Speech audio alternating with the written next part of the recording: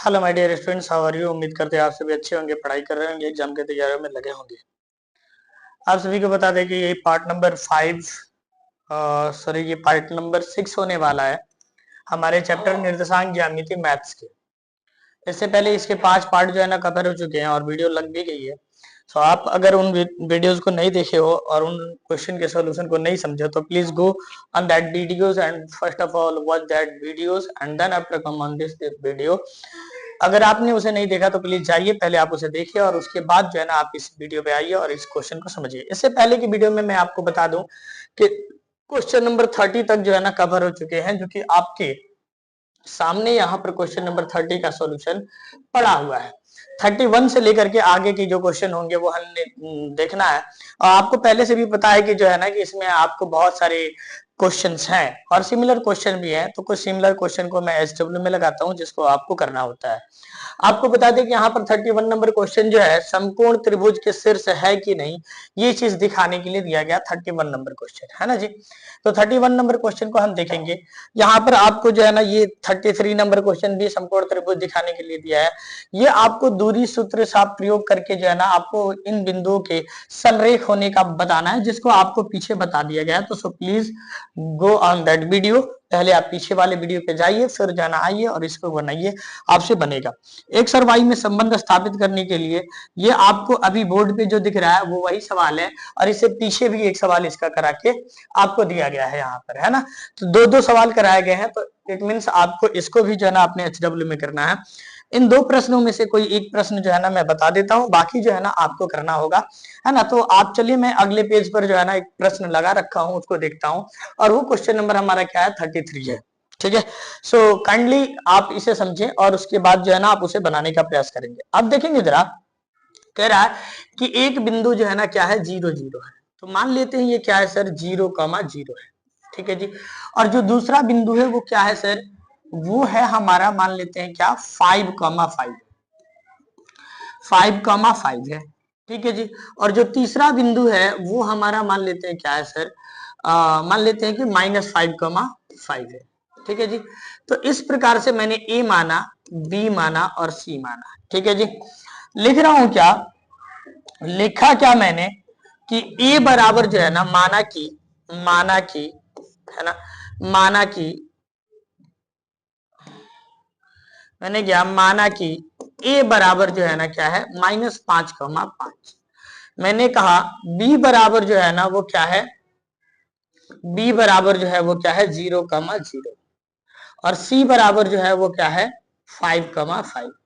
तो सिंपल सी बात, समकोण त्रिभुज किसे कहते हैं, वैसा त्रिभुज जिसके किन्हीं दो भुजाओं के वर्गों का योग तीसरी भुजा के बराबर हो। अर्थात कुल मिलाकर के समकोण त्रिभुज का मैं अगर क्राइटेरिया लिख दूं, समकोण त्रिभुज का अगर क्राइटेरिया लिख दूं, समकोण त्रिभुज कैसा होता है, तो समकोण त्रिभुज होने का शर्त ये होता है कि किसी भी दो भुजा का वर्ग, है ना, किन्हीं दो दो भुजाओं भुजाओं का वर्ग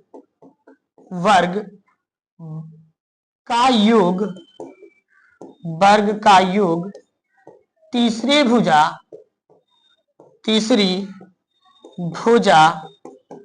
के वर्ग के बराबर होनी चाहिए।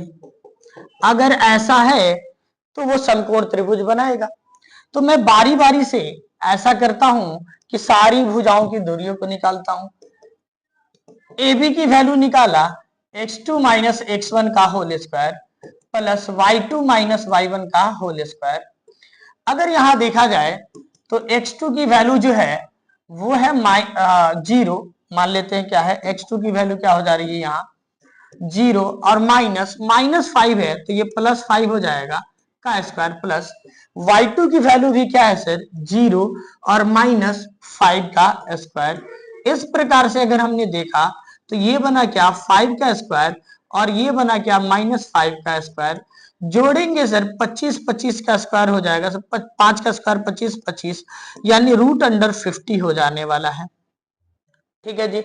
ठीक है, तो अगर इस 50 को तोड़ोगे तो क्या बन जाएगा सर, तो 50 को तोड़ोगे अगर 50 को तोड़ते हो तो 2 से चला जाएगा 25 बार में, 5 से चला जाएगा 5 बार में, है ना, 5 से चले, यानी कुल मिलाकर ये है क्या 5√2 है सर, 5√2 मात्रक। ठीक है, बिल्कुल इसी प्रकार से जो है ना बिल्कुल इसी प्रकार से जो है ना, अब आप क्या निकालो सर, बीसी की वैल्यू निकालो, बीसी की वैल्यू निकालो। तो बीसी की वैल्यू निकालोगे, फॉर्मूला तो यही यूज करोगे,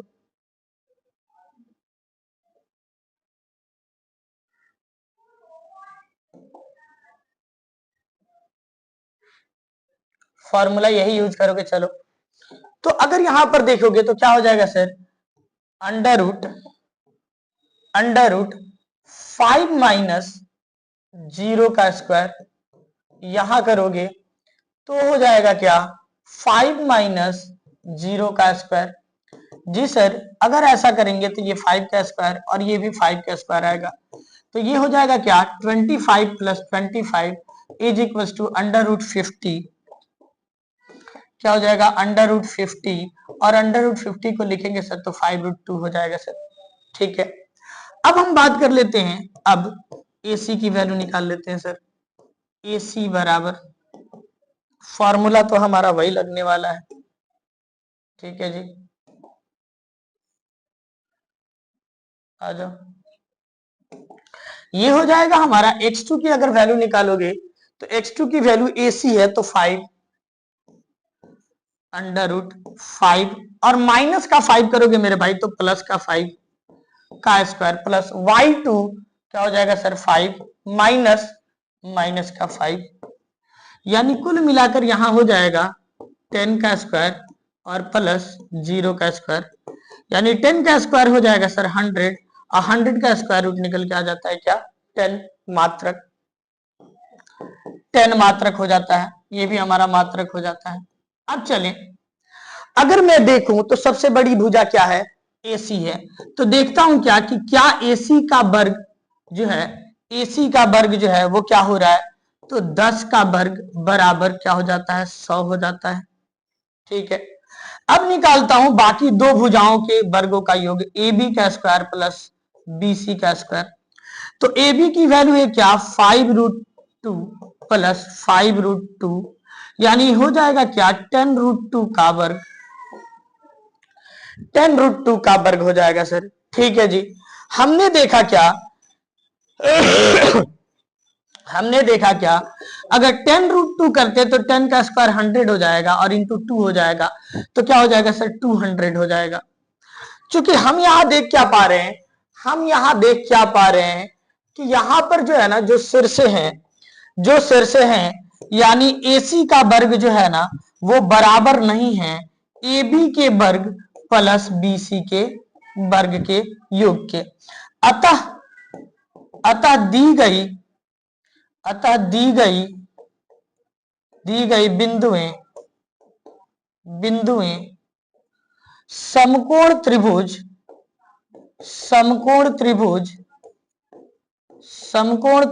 के शीर्ष नहीं है, समकोण त्रिभुज के शीर्ष नहीं है, समकोण त्रिभुज के शीर्ष नहीं है। अगर किन्हीं दो भुजाओं के वर्गों का योग तीसरी भुजा के वर्ग के योग के बराबर हो जाता, तीसरी भुजा के वर्ग के बराबर हो जाता, तो कहते कि ये भुजाएं जो है ना जरूर किसी समकोण त्रिभुज की दी गई हैं, लेकिन ऐसा ये नहीं है, अतः हम कह सकते हैं कि ये एक समकोण त्रिभुज नहीं है ना। तो इस प्रकार से जो ना हम समकोण त्रिभुज की भुजाओं का ज्ञात करते हैं कि दी गई बिंदुएं जो है किसी समकोण त्रिभुज की हैं या नहीं है। बढ़ते हैं आगे जरा, हम करें कि यदि बिंदु इतना के मूल बिंदु 5 इकाई है तो लेमडा का मान ज्ञात करिए। 35 नंबर क्वेश्चन जो है ना मैं यहां कर देता हूं, आप देखेंगे 35 नंबर क्वेश्चन आप देखेंगे, क्वेश्चन नंबर 35 का सॉल्यूशन क्या होता है सर। आप देखो जरा, मूल बिंदु से दूरी बता रहा है तो लेमडा की मान बताइए। तो मूल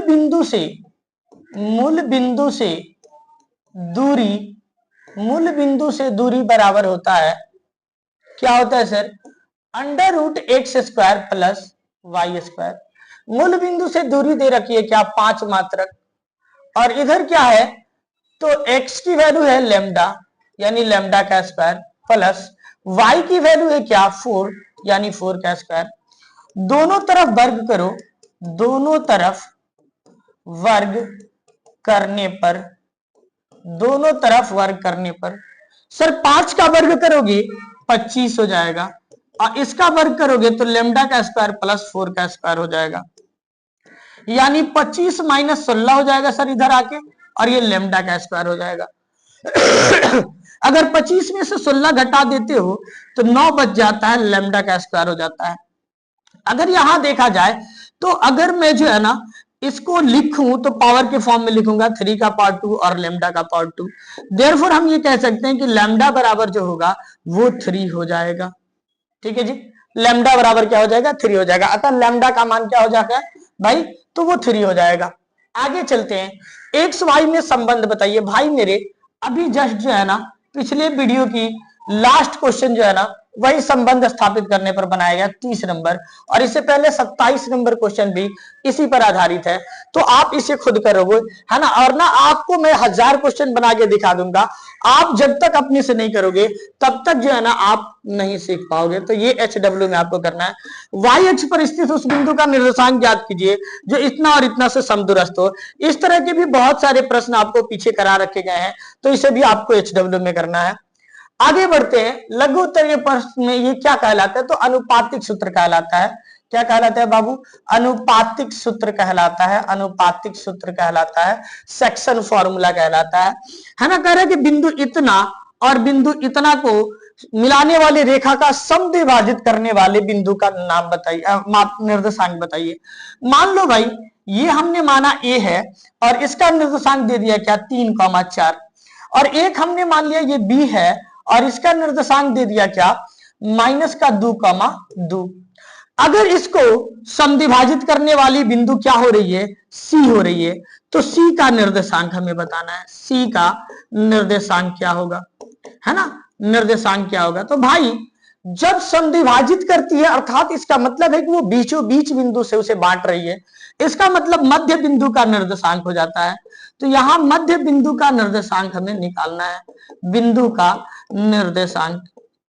ठीक है जी, मध्य बिंदु का निर्देशांक ही हमें यहां निकालना है।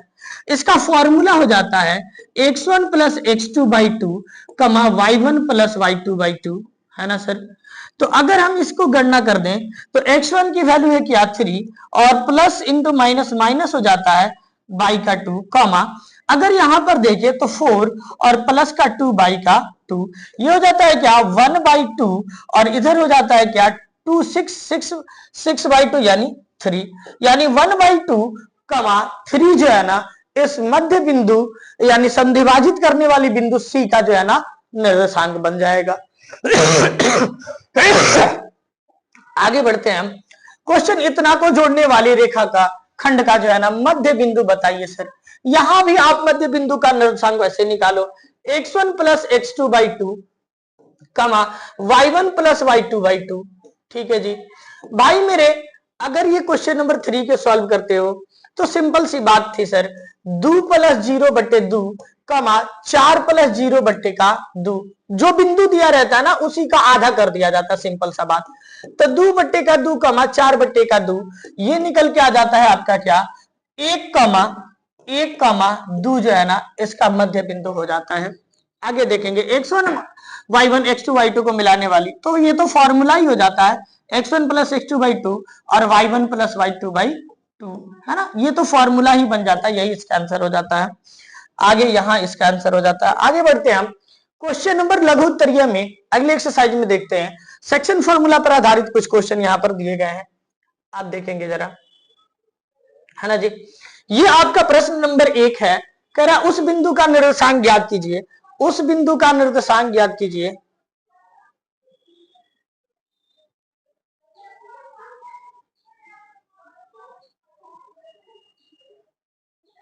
चलिएगा, उस बिंदु का निर्देशांक ज्ञात कीजिए जो बिंदु इतना और इतना को मिलाने वाली रेखाखंड को 2:3 में विभाजित करती है। देखो बाबू ये दोनों सवाल सेम है, 2:3 को जो है ना बस इसने बटे में लिख दिया है, तो बटे को हम 2:3 ऐसे लिख सकते हैं। तो कोई घबराने वाली बात नहीं है, दोनों में से एक प्रश्न मैं करा रहा हूं, एक आप करोगे। ठीक है जी, चलो तो इसका क्वेश्चन नंबर 1 ही मैं देख लेता हूं। तो क्या कह रहा है भाई 1 नंबर में, कह रहा है कि बिंदु इतना को मिलाने वाली रेखा, ये मान लिया मैंने क्या है a -4,7 है, और ये मान लिया मैंने b, और इसका निर्देशांक जो है ना क्या है 4,-3 है, 4,-3 है। इस बिंदु को मिलाने वाली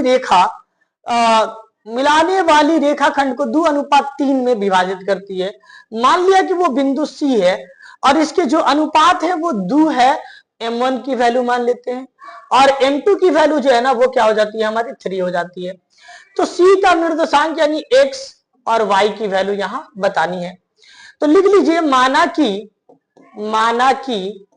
a बराबर -4,7, b बराबर है ना, b बराबर क्या है सर, तो 4,-3, तथा m1 बराबर 2 और m2 बराबर 3। इसलिए C का निर्देशांक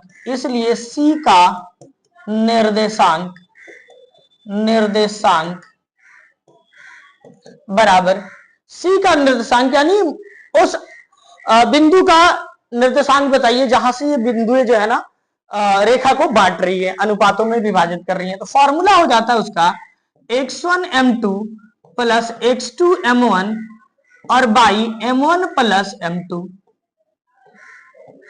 कमा y1 m2 plus y2 m1 by m1 plus m2। ठीक है जी सर, फॉर्मूला के हिसाब से आप वैल्यू रखिए। तो वैल्यू रखते हैं हम, अगर यहां से रख रहे हैं, थोड़ी जगह भी तो चाहिए ना उसको सॉल्व करने हेतु। तो ये वैल्यू हमने रखा, x1 की वैल्यू यहां पे हो जाती है क्या -4 प्लस m2 की वैल्यू इंटू m2 की वैल्यू हो जाती है क्या 3 प्लस x2 की वैल्यू 4, तो ये हो जाती है क्या हमारी 2 बटे 2 प्लस 3। ठीक है जी, कॉमा y1 की वैल्यू हो जाती है 7 इंटू m2 की वैल्यू 3 प्लस y2 की वैल्यू हो जाती है -3 और ये इंटू 2 बाई का 2। ठीक है सर, ये हो जाएगा -12 प्लस का 8 बटे का 5 कमा ये हो जाएगा 21 और माइनस का 6 बटे का 2। 12 में से 8 चला जाएगा तो 6 हो जाएगा, माइनस का 4 हो जाएगा सर, माइनस का 4 बटे का 5 कमा 21 में से 6 चला जाएगा तो आपको जो है ना 15 हो जाएगा, अर्थात 15 बटा का 2। इसको हम लिख सकते हैं -4/5 और इसको लिख सकते हैं 7 होल 1/2। तो इस प्रकार से जो है ना बिंदु C का निर्देशांक जो निकल के आता है वो हमारे पास निकल के आ जाता है क्या -4/5 7 होल 1/2। ठीक है जी, तो इस तरीके से जो है ना हम किसी रेखा को जो कोई बिंदु बांटती है विभिन्न अनुपातों में, तो उनके अनुपातों का इस्तेमाल कर उनके निर्देशांक को हम ज्ञात कर पाते हैं। ठीक है जी, यहां देखेंगे तीसरे नंबर प्रश्न देखेंगे, उस बिंदु का निर्देशांक ज्ञात कीजिए जो इतना और इतना को मिलाने वाली रेखा को एक अनुपात। भाई ये भी आपको इसी पर बनेगा, ये भी आपको इसी पर बनेगा, तो ये सारे सवाल आप करो। इतना इतना को मिलाने वाली रेखाखंड का मध्य बिंदु, तो ये वाला फॉर्मूला लगाओ x1 प्लस x2/2 कमा y1 प्लस y2/2, है ना, और इसे भी तुम करो। इस तरह के भी बहुत सारे प्रश्न जो है ना आपको पहले ही करा रखे गए हैं, तो ये भी SW में करना है आपको। आगे बढ़ते हैं, हम क्वेश्चन देखते हैं। बिंदु इतना और इतना को जोड़ने वाली रेखाखंड को समत्रिभाजित करने वाली बिंदुओं के निर्देशांक ज्ञात कीजिए। ये प्रश्न अच्छा है। समत्रिभाजित पर या समचतुर्भाजित 4 भागों में बांटने वाली पर एक सवाल जरूर एग्जाम में रहता है। तो यहां देखेंगे समत्रिभाजित करने वाली बिंदु का निर्देशांक हमें ज्ञात करना है। जैसे मान लो कि मैंने ना एक रेखाखंड यहां पर बना लिया, एक रेखाखंड हमने यहां पर बना लिया, ठीक है जी, एक रेखाखंड हमने यहां पर बना लिया, ठीक। इसके निर्देशांक में लिख लेता हूं, यहां पर ये ए हो गया मान लिया, और वो क्या है सर, 2, -2 है, और एक बिंदु जो है ना ये बी हो गई, और इसका निर्देशांक जो है ना क्या है, -7, 4 है, ठीक है जी। सम त्रिभाजित करने के लिए दो बिंदु इस पर आएंगी, यानी एक को मान लिया हमने P और दूसरे को मान लिया क्या, Q, दूसरे को मान लिया क्या हमने Q, है ना। अब ये पूरी AB रेखा जो है वो 3 हिस्सों में बट चुकी है, ठीक है जी। अब देखो सम त्रिभाजित कर रही है, तो भाई इसके लिए मैं M1 M2 की वैल्यू निकाल रहा हूं, तो M1 की वैल्यू यहां अगर निकालोगे तो ये पूरा 3 हिस्से का एक हिस्सा है, तो M1 की वैल्यू 1 हो जाएगी, और यहां से लेकर के यहां तक का जो हिस्सा है वो आपका M2 का वैल्यू हो जाएगा, अर्थात M2 का वैल्यू हो जाएगा, और ये क्या हो जाएगा, 2 हिस्सा। क्लियर। अगर देखा जाए इस Q के लिए, तो Q के लिए B से Q की जो अनुपात होगी इसे हम M2 कह लेते हैं, और ये चूंकि एक हिस्सा है तो 1 हो जाता है इधर, और पूरे यहां से लेकर के यहां तक का जो होता है ये इधर में 2 हिस्सा है, तो M1 बराबर क्या लिख लेते हैं, 2 लिख लेते हैं सर। अब ये क्वेश्चन नंबर 5 का हम सोल्यूशन कर रहे हैं, ठीक है जी, क्वेश्चन नंबर 5 का सोल्यूशन कर रहे हैं, ठीक है जी। तो क्वेश्चन नंबर 5 के सोल्यूशन में P बिंदु का निर्देशांक निकालना है, P का निर्देशांक, P का निर्देशांक, ठीक है, बराबर M1x2 plus M2x1 by M1 plus M2, कमा M1y2 plus M2y1 by M1 plus M2, ठीक है जी। यहां हो गया P बिंदु का निर्देशांक हम निकाल रहे थे, ठीक है सर। तो M1 की वैल्यू रखा जाए तो 1 इंटू x2 की वैल्यू रखा जाए तो -7 प्लस M2 की वैल्यू रखा जाए तो P पॉइंट के लिए क्या आएगा, 2 आएगा, 2 इंटू x1 की वैल्यू रखा जाए तो 2 बाई का 1 प्लस 2, ठीक है जी, कमा M1 की वैल्यू रखा जाए तो 1 इंटू y2 की वैल्यू 4 प्लस 2 इंटू y1 की वैल्यू -2, ठीक है जी, बाई 1 प्लस 2, ठीक है जी। अगर ऐसा है तो ये हो जाता है हमारा -7 प्लस का 4 बाई का 3, इधर हो जाता है हमारा 4 और इंटू प्लस माइनस का 4, क्या हो जाता है, प्लस, सिंपल सा कर देते हैं ना, -4 होगा, सीधे सीधे कर देते हैं -4 बाई का 3, यानी इधर हो जाएगा 3 बाई का 3 और कमा 0 बाई का 3, यानी आंसर जो होगा वो 1, 0 हो जाएगा, यानी P बिंदु का जो निर्देशांक आएगा सर वो क्या आ जाएगा, 1, 0 आ जाएगा। अब इसी प्रकार Q बिंदु का निर्देशांक, Q का निर्देशांक,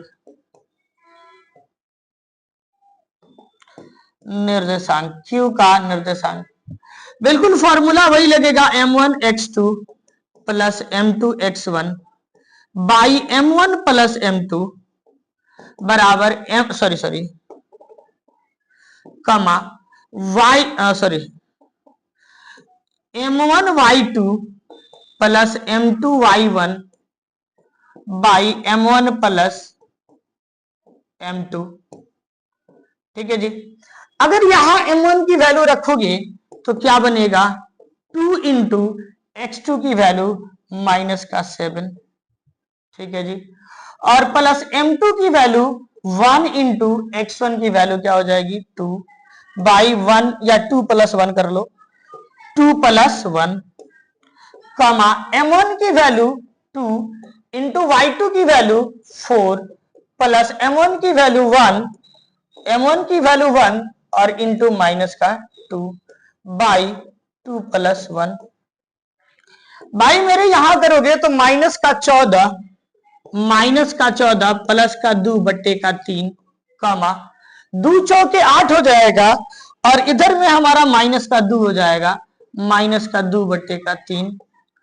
14 में से 2 चला जाएगा बाबू तो माइनस का 12 बन जाएगा। क्या बन जाएगा? माइनस का 12/3। और इधर 8 में से 2 चला जाएगा तो 6 बच जाएगा, 6/3।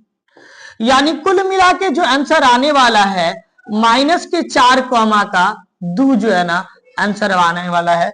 अर्थात क्यू बिंदु का जो निर्देशांक बन रहा है मेरे भाई वो क्या बन रहा है? -4,2 बन रहा है। तो इस प्रकार से जो है ना हम कुछ जो है ना निकाल पाते हैं क्या चीज? मध्य बिंदुओं का या वो सॉरी उन बिंदुओं का निर्देशांक जो किसी रेखा को संत्रिभाजित करते हैं। तो इस प्रकार से जो है ना हम पूरे सोल्यूशन प्राप्त करते हैं। आई होप जो है ना आपको ये चीज अच्छे से समझ में आ गई होगी। बढ़ते हैं आगे, देखते हैं और भी प्रश्न इस तरह के होंगे, है ना। तो देखते हैं जरा सा क्या है इस तरह के और प्रश्न। आइए यहां आप देखेंगे अगला क्वेश्चन जो है ना मध्य बिंदु का नियामक, बहुत सारा सवाल बता दिया, अब तो इससे मिजाज थक गया है, ऐसे इतना बता दिया गया है। समत्रिभाजित यानी क्वेश्चन नंबर 7 जो है ना क्वेश्चन नंबर 5 के जैसे ही बनेगा, आप करोगे इसको। उस बिंदु का निर्देशांक, अभी इस तरह के प्रश्न बताएं, जस्ट पीछे आप इसी वीडियो में देख सकते हो। और ये सवाल इंपॉर्टेंट सवाल है, देख सकते हैं, है ना। 25, 16, 17, 21 सब में पूछा गया है। रेखाखंड के मध्य बिंदु जो है ना बताइए, मध्य बिंदु का निर्देशांक दे दिया है, एक बिंदु दिया है तो दूसरा। सेम क्वेश्चन जो है ना आपको पीछे पिछले पार्ट यानी चौथे पार्ट या 5वें पार्ट के अंदर जो है ना कराया गया। So visit on that video, then after come on this video. आगे बढ़ते हैं। उस बिंदु का निर्देशांक ज्ञात कीजिए जो बिंदु इतना और इतना को मिलाने वाली रेखाखंड का। भाई अनुपातिक सूत्र लगाओ, आंसर पाओ। आपको HW में करना है। बिंदु इतना और इतना को जोड़ने वाली रेखाखंड किस अनुपात में विभाजित करेगी और किस अनुपात में विभाजित करेगी? Both question are same. 11 मैं कर देता हूं, 12 आप कर लेना। तो 11 नंबर क्वेश्चन क्या कह रहा है और कैसे बनेगा इस चीज को देखिए जरा आप।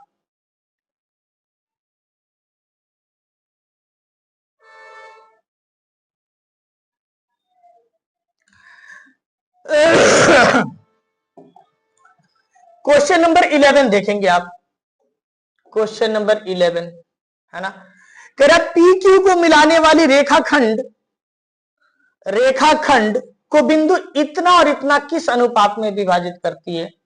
मान लिया ये P है और ये क्या है सर? Q है, ठीक है। ये क्या है? Q है। और P बिंदु का निर्देशांक दे रखा है क्या? तो P बिंदु का निर्देशांक दे रखा -6,10, ठीक है जी यहां। और Q बिंदु का निर्देशांक जो दे रखा है वो दे रखा है 3,-8, ठीक है जी। आगे बढ़ो। एक बिंदु ऐसी है ये जो इस रेखा को किसी अनुपात में विभाजित करती है। मैं कह लेता हूं वो A है और इसका निर्देशांक क्या दिया है? -4,6। अब ये किस अनुपात में इसे विभाजित कर रही है, यानी आपको जो है ना M1 और M2 की वैल्यू जो है ना बतानी है, ठीक है जी। अनुपातिक सूत्र लगाओ। A का निर्देशांक बराबर M1x2 plus M2x1 by M1 plus M2। अच्छा सवाल है सर, एक सवाल इस तरह का जरूर पूछता है। और comma M1y2 plus M2x1 by M1 plus M2, ठीक है जी, ठीक है। अब इसकी वैल्यू रखो। तो A का निर्देशांक तुम्हें पता है -4,6 है, बराबर M1 की वैल्यू नहीं पता है, M1 इंटू x2 की वैल्यू पता है 3, प्लस M2 की वैल्यू नहीं पता है, M2 इंटू x1 की वैल्यू पता है क्या? -6 बाई M1 प्लस M2, ठीक है। अगला करो जी, तो वो हो जाएगा M1 की वैल्यू नहीं पता इंटू y2 की वैल्यू पता है -8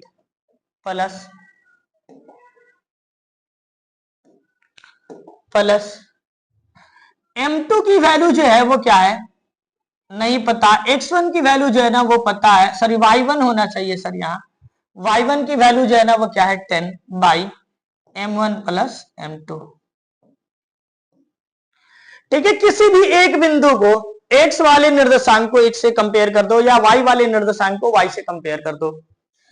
ठीक है जी, तो मैं करता हूं माइनस का 4 x वाले को x वाले से 3m1 प्लस सीधे कर देते हैं माइनस का 6m2 by m1 plus m2 cross multiply minus का 4m1 माइनस का 4m2 बराबर 3m1 माइनस का 6m2। ठीक है, m1 को एक तरफ करते हैं, m2 को एक तरफ करते हैं, तो माइनस का 4m1 और माइनस का 3m1 इधर आएगा तो हो जाएगा, ये उधर जाएगा माइनस का 6m2 और ये उधर जाएगा तो प्लस का 4m2। सर यहां हो जाता है माइनस का 7m1 और यहां हो जाता है माइनस का 2m2।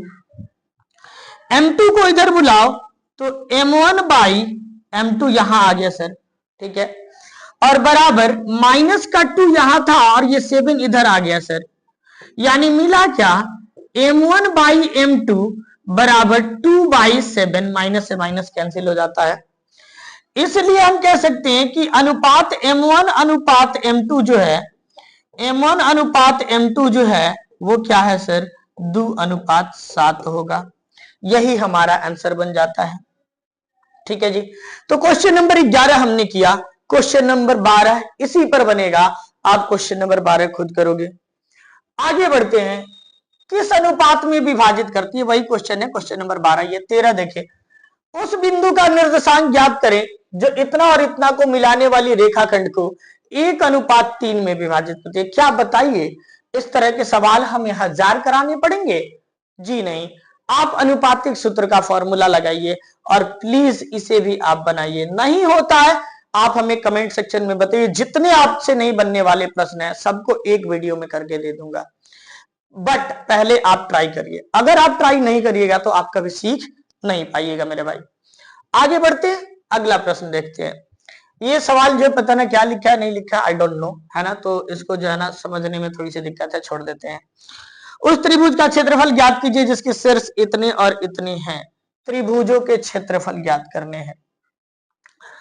लघु की वैल्यू हो गई क्या 2,3, बी की जो वैल्यू हो गई मान लिया -1,0 और सी की जो वैल्यू हो गई वो हो गया क्या 2,-4। ठीक है जी, अब इस प्रश्न का जो है ना हमें क्षेत्रफल बताना है, तो माना कि त्रिभुज